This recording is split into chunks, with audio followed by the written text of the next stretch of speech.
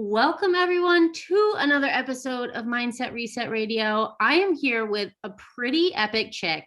Ellen Yin is the founder of Cubicle to CEO, an online membership helping coaches and service providers make their first 10K month. The name reflects her own journey of profitability, bootstrapping her business from a $300 project to 7 figures in revenue in just 3 years as a first-generation Asian American entrepreneur. Through her online marketing programs and services, Ellen has mentored over 8,000 entrepreneurs. She's been featured in Forbes and on the Today Show with Hoda and Jenna, in addition to publications like Yahoo Finance, MSN, Data Bird, Business Journal, Thrive Journal, Her Money, and Blog Her. My goodness, we are so lucky to have Ellen here. She is the host of the award-winning Cubicle to CEO podcast, a weekly business show that has been downloaded in more than 100 countries worldwide. Hello. Hey, Welcome. Jessica. Thank you so much for the warm introduction. Yeah, you're so welcome. I love having people on the show who knows their shit. And you can usually tell that by a bio. So I can tell what you're talking about. I'm really excited for this topic, actually. But before we dive in, can you tell us a little bit more about who you are and what you do? Absolutely. So, as Jessica said, hey, my name is Ellen Yin. And she did such a great job giving a brief intro, but my story as an entrepreneur really started, what's it been, 3.5 years ago. And I was a corporate dropout. So I quit my 9 to 5 without a backup plan, which was definitely risky, but I didn't actually have the intention of starting a business when I quit my job. However, in the process of applying for jobs during that first month when I was out of work, I actually landed my first client, and it was a small project, just, like $300. But I realized that I had this opportunity to monetize an existing skill set that I had, which was marketing, because even in my corporate career, I worked in marketing. And so being able to see that I could utilize my existing skills and get clients from that, I decided to pursue that path. And so, the rest, as they say, is history. And it's been 3.5 years now. These days, we are much more focused on our programs, especially our primary 12-month mentorship program, Cubicle to CEO, where we help service providers, coaches, and consultants make their first $10,000 month without relying on a large following or posting every day. So really excited to chat with you today, Jessica, about making 10K months. Yes. Yeah. I love the topic of making 10K months because I feel like it's often that first really big milestone for entrepreneurs. And, and something that even their goal is just to maintain it, not even to exceed it, And so I think it's a good number. And I want to talk about how to get there, because a big part of that is not just the strategy and knowing the business, but of course it's the mindset. So let's start with, what holds us back from getting there? What keeps us from getting there? It takes us so long outside of the business strategy. What sort of mindset stuff do you see with your clients? Oh man, there's so many things. I think, and this is not in any particular order, just what's coming to mind first. I think focus is actually one of the most underrated strategies when it comes to achieving your first 10K month. I see a lot of new entrepreneurs flounder because they get caught up in shiny object syndrome. They get caught up in this world of telling them they need to do all of these different things, show up on all these platforms, create a freebie or multiple freebies to build their list, and create a digital product, and then create a service, and then do this and that, and be on podcasts and all of these things. And it's just very overwhelming. And I've realized over time, like if I could go back in time and tell myself one thing, it would be to really, really focus on one offer, literally just one offer for one specific type of person that solves one specific problem, and utilizing that solution to scale to your first 10K. So that's a big mindset thing, is just focus. I think another big mindset shift that has to happen for a lot of people is typically when you're still trying to achieve your first 10K month, maybe you recently left your day job. And I think a lot of people get stuck in employee mindset, and Mm. it's something you have to unlearn, because there's so many things that we've been conditioned to accept as just the way that you do things. And you kind of have to actively observe that in yourself and be like, oh, like this is not the way that, or not the only way that things can be done. For example, I know a lot of new entrepreneurs, they will, you know, they're still very much in that mentality of trading time for money, in the sense that when they price things, right, like they price things based on hours worked. And so they're like, my hourly rate is, $50 an hour, $100 an hour. And that comes from a corporate mindset of being paid by the hour. And so it's little things like that, that I feel like really affect people's ability to reach that big milestone. Yeah. And something I actually say to myself a lot kind of involves those two pieces of mindset. When I'm wanting to take something new on, I'll say to myself, like, if I had a boss, they would challenge me on this. They would say, what's the value of this? Why are we paying you to do this? What's going to come of it? And so I think keeping a little bit of that employee mindset in terms of like having that invisible accountability of a boss Ooh, that's a good one. checking you, while also making sure that you're not taking on stuff like it's so easy to take on stuff that are going to add no value, like a podcast. Like my podcast right now doesn't add any monetary value. And I'm okay with that because I've been working at this business now for 3 years. I've set it up that I can do some things like that. But when Mm. you're first starting out and working at 10K, like your focus has got to be on what's moving the needle, Yeah. and bringing in that other periphery stuff later when you have the luxury of doing it, or you have the luxury of time where you can play with it and figure out how it fits. So that's something that always comes to my mind, especially this year. I've been really focusing on um, la- taking it back. Last fall, I started a membership program, and I'm actually thinking about doing another one maybe next year because in looking at my revenue, it was actually a good adder to what I'm making every month. But I stopped doing it because I've been dancing around the idea that I really want to be a full-time author. I want my business to make me a really great income. I want it to keep growing, but I want to do as little as possible. And then I want to Yeah. focus on this other thing. And I was finding that I was picking things up to avoid Mm. really focusing on that. So I actually think as I'm saying that, I think that maybe is another piece too. Maybe this idea that we're picking up things that maybe seem easier to avoid doing like the bigger thing that we really need to do to grow our business or make it what we really want it to be. Oh, that's such a good one. I could not agree with that more, Jessica. I feel that it's so easy to hide behind check boxes, meaning Mhm. like, a lot of people have this false belief that, I have to have a website up and running. I have to have a logo. I have to have a mission statement. I need to post every single day. And then these are check boxes that they tick off their list, and they feel good about it because they're like, I'm being productive, I'm being busy.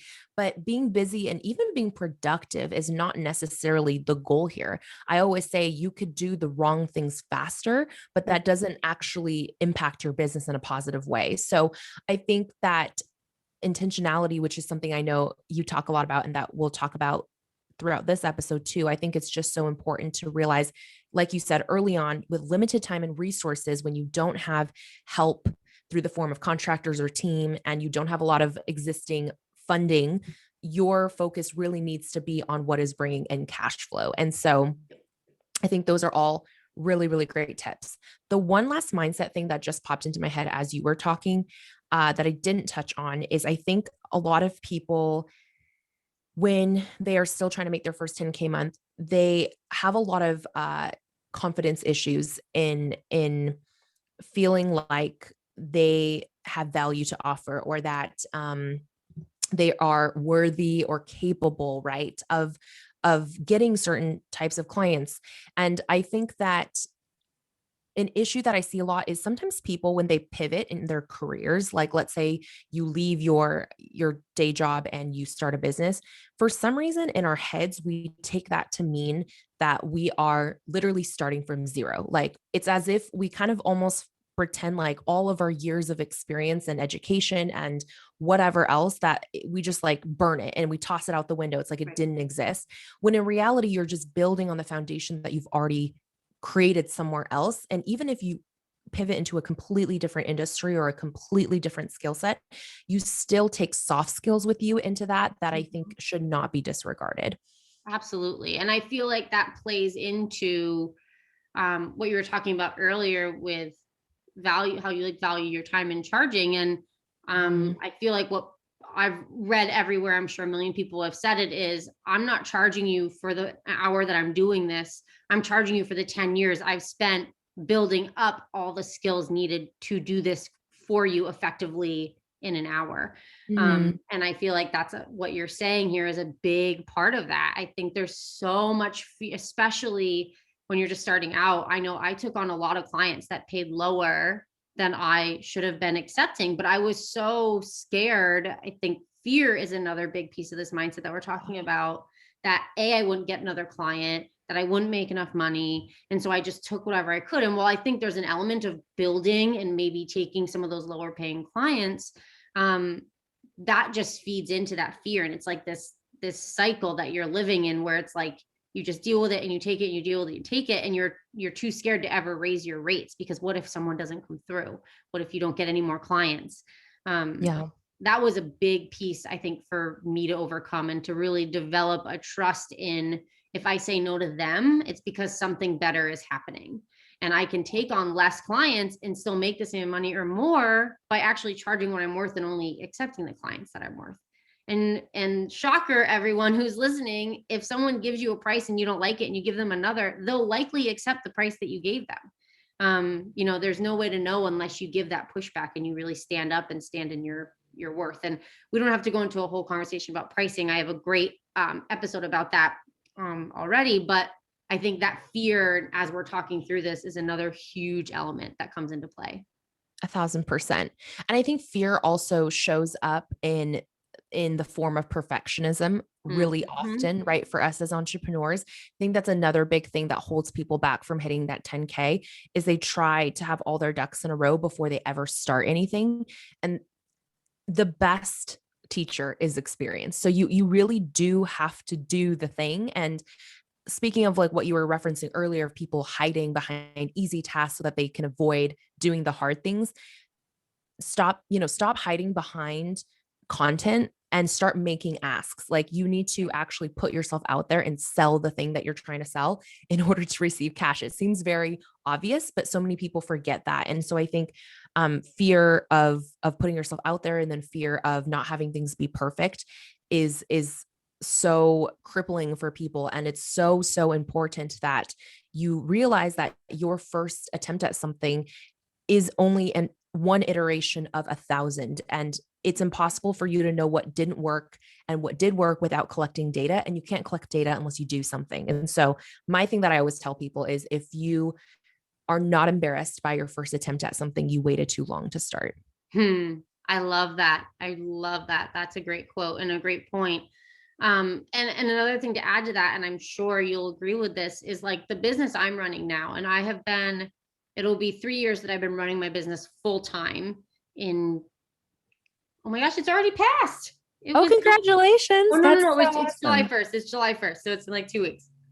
I'm 5 months pregnant. So my brain is not fully firing on all signals, or on cylinders. Anyway, I've been doing it for about 3 years, but in that time, it's evolved so much from what it started as. My website has changed so much from what it started as, my service offering. So speaking to that perfectionism and needing to get it right, it's like, quite frankly, it's probably going to be different in 3 years anyway. So just put out there whatever it is you want to do, whatever it is you feel capable of doing, and let the rest fall into place. Like, your business will develop organically. And have you experienced that? I'm sure you have with your business. Oh yeah. I mean, I feel like my business goes through a revolution every single year, not a revolution, evolution, sorry, every single year. And I mean, even if you look back a year ago, like prior to 2020, 90% of our revenue came directly from one-on-one client services. So the done for you retainer packages. And these days, 95% of our revenue comes from course sales and our membership fees. And that is a completely different business model than we had before. And so even within the span of a year, it can change so much. And to your point of, what you put out there not being the end product, speaking of a website is something that holds so many people back from even showing up in the first place because they don't feel legitimate unless they have one. And I'm just here to tell you that I did not have a website for the first almost 2 years in my business. Mm. And I was able to reach six figures in my business without any website, no portfolio, no business cards, none of that, no logo. So I think don't let those little things and your need for perfectionism or need to appear a certain way be what stops you from taking the action. Right. Exactly. Absolutely. So I love all of this. And I feel like I want to now shift into how do we go from all of these mindset hangups to starting to make real progress toward 10K months? Give us like what's like maybe a first step that someone listening can start to take today or this week. Absolutely. So I think when you're trying to get to 10K, you need to build a system that has three elements. So in my membership in Cubicle to CEO, I teach something called the consistent clients cash flow system. And basically I break it down into three components of any successful, you can call it a marketing machine, a sales machine, whatever it is, right? So you need a traffic generator, a leads generator, and a sales generator. And when you are again at that stage where you have not yet consistently made 10K months, you truly only need one of each. And if anytime you add more than one, you're actually just creating distractions for yourself. Mm. Because for momentum to build, right, you need to have a singular focus. And so for traffic generator, this is how you are bringing new eyeballs of your potential clients to you in any given point. There's a million different traffic generators out there. I teach a very specific Instagram method in my program, but for some people, they may use the media, right, as a traffic generator. Other people, they use ads, they use SEO content. There's a million ways, but again, where it gets cloudy is if you try to do too many things at once. Yeah. Then with the leads generator, this is okay, all the traffic that you're bringing in, either organic, paid, or both, where are you funneling them to? Where are you actually taking them to take that next action step with you? I think if you're doing one-on-one client services, the best leads generator at this stage in your business before you hit six figures is a client application form that pre-qualifies your lead. I think that's super easy to set up. And it's also a great way to set you up for success on your sales call or your discovery call, which is the sales generator that I recommend if you're in a service-based business. And I think that learning how to sell one-on-one is so important for helping you sell en masse later on if you do choose to go the route, let's say, of creating programs or anything that can be sold on a mass scale, because what you learn in the messaging when working with people one-on-one, what you refine in your systems and your processes and your skill sets, that is what allows you to actually create, a digital program that can duplicate those results that you've gotten before. Right. Absolutely. And there's so much mindset around selling as well.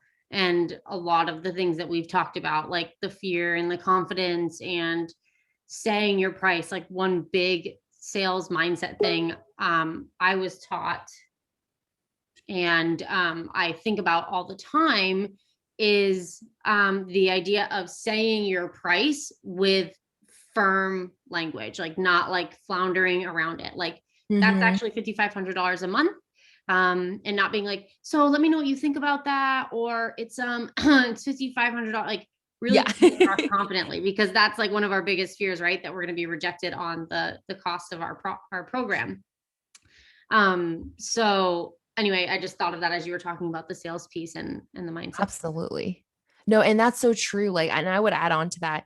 I think it's people are very uncomfortable with silence, right? So we try to compensate and fill the space with jibber jabber that actually distracts people from making a decision. So if you're saying, "Oh, I charge, like to your point, $5,000 for this," but then you immediately follow it up with a bunch of justifications, it really does, I feel like, exude the wrong energy to your potential client. And so I think if you are listening to this and you are someone who fears selling, I think a huge mindset shift that you can make that will remove a lot of the pressure that comes with sales is to stop thinking of yourself as someone who needs to convince someone to do something. I think a lot of people approach sales that way. They go, I need to convince this lead or this potential client that they should work with me and that the value of my work is worth whatever I am charging and all these things. But the truth is, whenever you put yourself in that position, you are trying to control an outcome or control someone else's reaction to something, which we all know, right? We can only control what we do. We can't control what other people do. And so remove that need to control people or to coerce people. And instead, I want you to think of yourself as a guide, someone who is answering and asking the right questions to give someone the information they need to confidently make the decision that is right for them. That removes you from being the decision maker and it makes them the decision maker.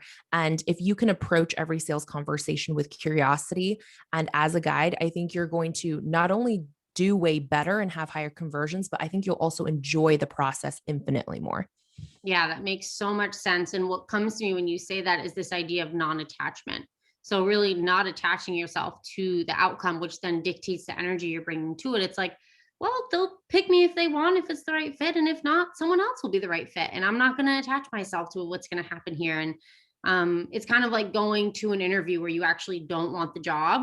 And it ends up Right. being like the best interview you give because you don't actually care what the outcome is. I think there's Yeah. an element of that in what you're saying, that it just you bring a different energy to the conversation when you approach it that way. I love that. Absolutely. Yeah. It's of being of service, right? Rather than feeling like you need to win some sort of negotiation. Right. And knowing that your service has value, but that doesn't mean it's valuable to every single person you're going to speak to.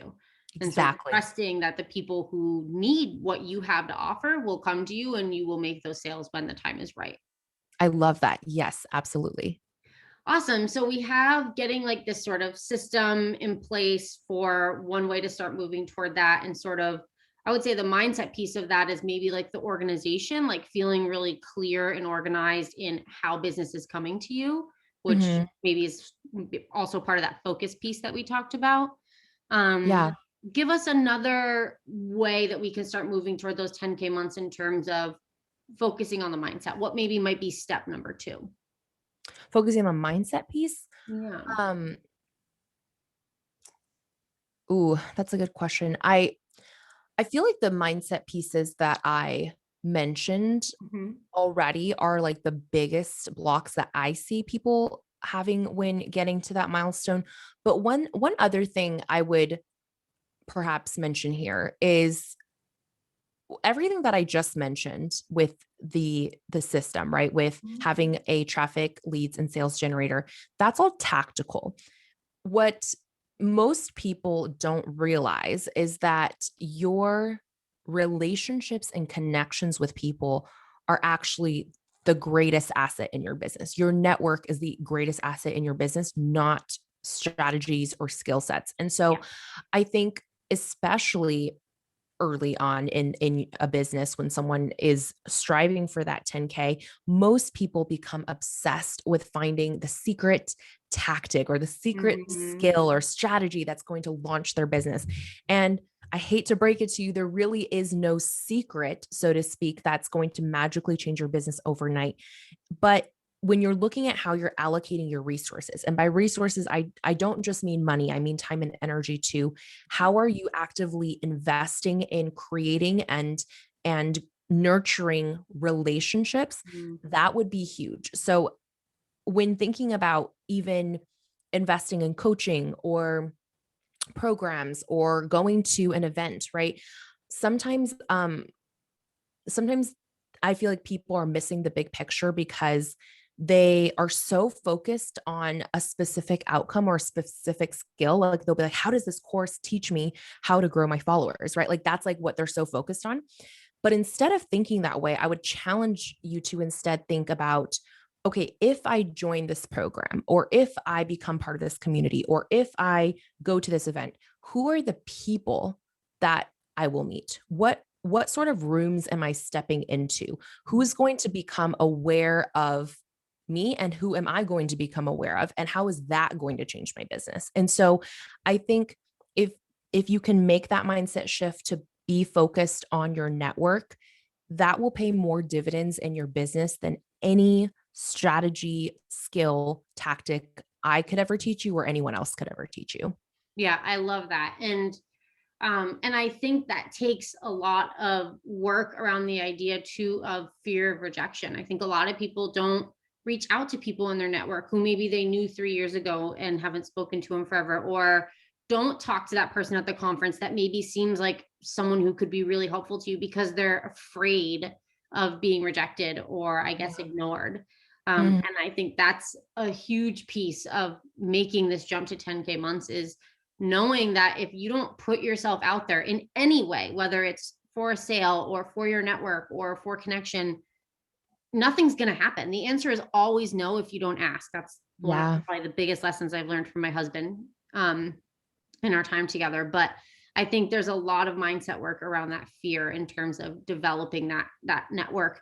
And I can say personally, like a lot of the business I get comes from people who I've known, who I knew 5 years ago, who I worked with 3 years ago, who get back in touch with me. Mhm. Or who I happen to like, I just did a big outreach to a bunch of previous clients as I'm looking ahead to the rest of the year for bringing work in. And so it's, I suppose the fear is that they're going to say no, but I would challenge listeners like, what? So what? Exactly. You're going to hear no a lot on this journey. That's just the reality. Yeah. And I think um learning how to not take rejection personally. And that's Mhm. easier said than done, right? Like we can all say that all day, but it's much harder to actually live it. But to your point, the outcome would always be no if you didn't ask. So I think that the way that I look at failure or rejection is truly as a gift because it gives you more knowledge, gives you more wisdom to approach the next thing that you wouldn't have had you not experienced that. And so I think that yeah, like you said, like if there's someone that you've been meaning to reach out to, or there's people from your network, even who are not part of business, like people who you knew from high school or college or whatever it is, I think that we sometimes discount people because we think, oh, they're not part of this world. And so therefore, there's no relationship there. But just because your friends or your family may not be your ideal clients, which most of the time they aren't, does not mean that they do not know people who could be. And so referrals truly are, I feel like, the most powerful way to grow your business and to really sustain your business long term. Yeah, totally. And I feel like that brings us back again to the idea of like, it's not always sale, sale, sale, like detaching from that idea and being more open. Like, even when we're talking about on a sales call, like they might not be interested, but they might know someone who is. And so coming in with that more open mindset is going to allow you to really see more opportunities because they're always there. It's a matter of, are we here? Are we tunnel vision on the sale, or are we open to all the opportunities that are coming from this particular situation? Love that. That's so true. And I think that is a key piece that should really be pulled out of what you just said, Jessica, is that having an agenda is like the worst thing that you can do in sales. Mhm. Like walking into a figurative or physical room with an agenda, never approach networking with an agenda. You should always go in with curiosity and let, like you said, the opportunities that naturally surface guide you on like what to do next, but never assume things about people and go in with this idea that it has to be this way or there is no purpose behind this connection, because it can come back to you. I know I've connected with people before, Jessica, I'm sure you can relate, where in that moment in time there was no potential opportunity for us to work together. But years later, we came together in a completely different way that would have never been possible had we not both kept an open mind and stayed in touch, despite the fact of it not working out from the very beginning.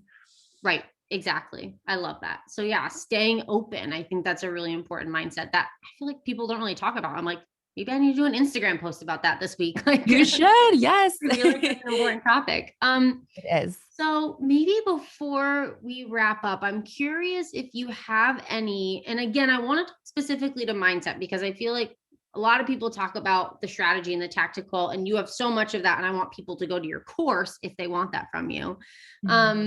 But I'm curious, like, if there's one, like maybe one standout sort of mindset strategy you can think of that maybe you do in your course or with clients or from yourself that listeners can use to start maybe even stepping into the mindset of making 10K. Like, how do we even just like get into that mindset so we can start implementing these strategies? Do you have any exercises or suggestions? Yeah, I think that something that's really important is to have awareness of the way that you think about things, because your thoughts determine your actions, right? And your actions determine your results. And so when you are approaching things with a very close-minded, like problem-oriented mindset, you're constantly playing defense in your business, right? You're always trying to react to something and go, oh, like this didn't work out for me, or like why is the algorithm against me, or like why did this client not work out? And you're constantly thinking of problems instead of solutions. And so I think the biggest thing you can do is really realize that only you and only you are accountable for your results. No program, no coach, no magic strategy is going to save you. If you're constantly pushing that responsibility to something external to yourself, you're always going to be disappointed. So I think it's really important that, yes, while those things will help you and accelerate your results, you are the creator of your results, not someone else. And so I think you need to show up as a leader and think with solutions. So when something doesn't go the way you had hoped it would go, instead of feeling like let down in either yourself or someone else, I want you to instead think about, okay, so this is just information, right? Failure is just data. If I can look at the information and what it is telling me, I can make a better decision going forward. So thinking, like, instead of saying things like, oh, I can't do this or I can't afford it, thinking about how can I afford it? It just, like, again, opening your mind to look for other opportunities rather than being so closed off because you only had one way that you were willing to do something. Yeah, I love that. It reminds me of actually a conversation my husband and I were just having last night, that I try to keep in mind, like, the moment I'm at right now. I just had a few clients pull back, no big deal. But normally it's a situation where it's like, oh my God, like I need to make money. How am I going to fill this up? But I'm Yep. trying to have that same mindset that you were just talking about, where, um, oh my God, I just completely lost my train of thought. That happens to me all the time. So Oh my it God, was I a didn't. good train of thought though, like where you were going with that. Like, instead of freaking out, did you think Yes. of like a different way to Yes, approach the thank you. situation? Yes, thank you, everybody. Thank you for hanging in on me with that one. Yeah, the idea being it's an opportunity to really say, like, I'm an entrepreneur for a reason. Like, I'm a really resourceful person. I'm a very solutions oriented person. This is an opportunity for me, as I like to say, to steer the ship. Like, my boss Mm, isn't telling me what to do. I get to decide. So, yeah. who do I want to bring in right now? How do I want to shift right now? What do I want to do? Like, I'm talking to my husband right now about someone who's been delivering him a lot of business might be pulling back. And Mhm. he's sort of figuring out what he wants to do. And I'm like, what a great opportunity to really figure out exactly what you want to do and then package that and then start building out those networks where you can then sell it. So I think seeing it as less of this like scary thing and more of an opportunity to do exactly what you wanted to become an entrepreneur to do, which is to build your business the way you want to build it.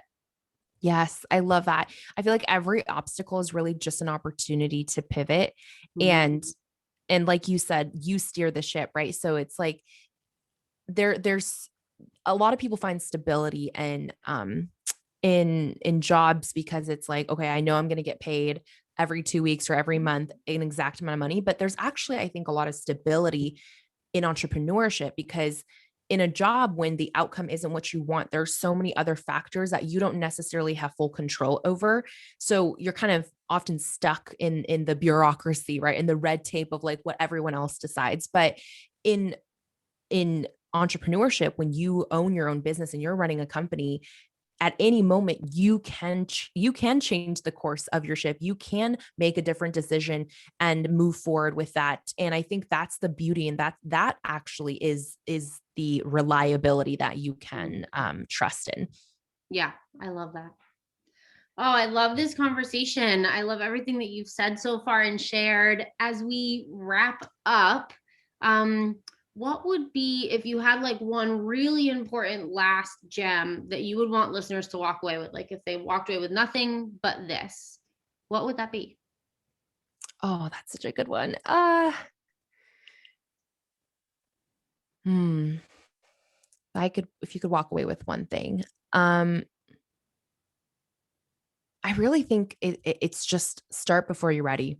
You Mm, have to take the action.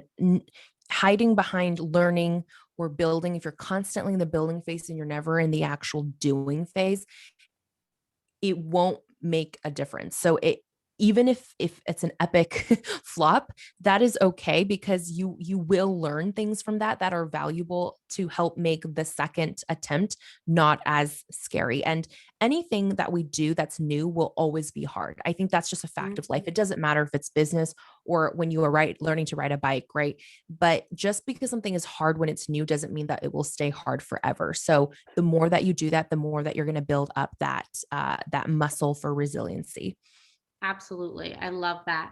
And just quickly shifting gears, what are you getting intentional about right now? So I'm actually doing this thing. I'm calling it summer shift. And basically, for 90 days, I just started this. Well, today's day 10. So for 90 days, I'm really putting a priority on my health, rest, and being outdoors more this summer. So um, just taking the time each day to be really intentional about moving my body in a way that feels fun to me. And some days for summer shift, it's literally me just like sitting outside for an hour. And that's like my thing that day. So I've been checking in every day on stories, but that's what I'm getting intentional about. I love that. So powerful. And finally, where can listeners connect with you outside of the podcast? Well, thank you so much for listening in today, guys. And if you want to connect, I have a couple places. If you are interested in learning more about the consistent clients cash flow system that Jessica and I were referencing in this episode, I have a free masterclass where I actually break it down in much more detail. And I actually show you how to customize your own roadmap to your first 10K month. So you can access that by going to ellenyin.com/get clients. If you want to chat with me personally, I'm most active on Instagram. So my username is at Miss Ellen Yin. And then if you are a fellow podcast fan, we'd love for you to come hang out with us on our show, the Cubicle to CEO podcast.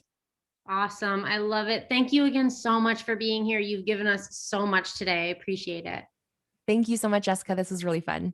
Yeah. And thank you to everyone who tuned in. We'll catch you on another episode of Mindset Reset Radio.